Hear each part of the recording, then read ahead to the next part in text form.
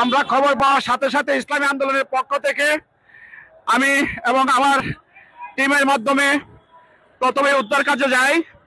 ওখানে স্বতঃস্ফূর্তভাবে বিভিন্ন শ্রেণী পেশার মানুষ উদ্ধার কাজে অংশগ্রহণ করেছে এবং আমাদেরও ইসলামী আন্দোলন সহ, যুব আন্দোলন, ছাত্র আন্দোলন সহ সকল সহযোগী সংগঠন যার যার সাধ্য মতো আমাদের স্বেচ্ছাসেবকরা এখানে উদ্ধার কাজ করেছেন।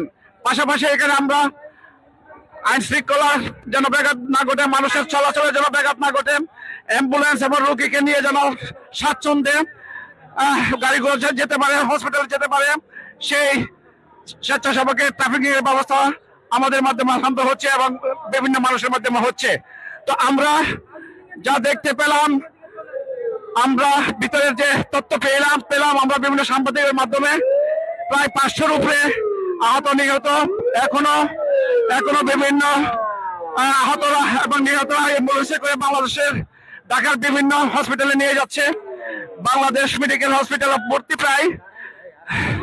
তো আলহামদুলিল্লাহ এখন আমরা কাজ করে যাচ্ছি। আমাদের কেন্দ্রের নেতৃবৃন্দ আসছেন, আমরা শেষ দিন পর্যন্ত আমাদের এই কার্যক্রম চলবে। আমাদের এই দায়িত্ব ইসলামী আন্দোলন, আপনারা জানেন, বাংলাদেশে যখনই কোনো বিপর্যয় দেখা দেয়, মানবিক সমস্যা, সেই সবার আগে ইনশাল্লাহ ইসলামী আন্দোলন আমাদের আমিরের নির্দেশে কাজ করে যাচ্ছে। আজকে আমরা দিয়াবাড়ি এই বিমান ক্রাশের যে দুর্ঘটনা, সেখানে আমরা স্বতঃস্ফূর্তভাবে মানুষের সহযোগিতার কাজ করেছি। দোয়া চাই আপনাদের, ইসলামী আন্দোলন সহ আমাদের আমিরের মুজাহিদিনের নেতৃত্বে যেন আমরা এইভাবে কাজগুলি করতে পারি সারা বাংলা।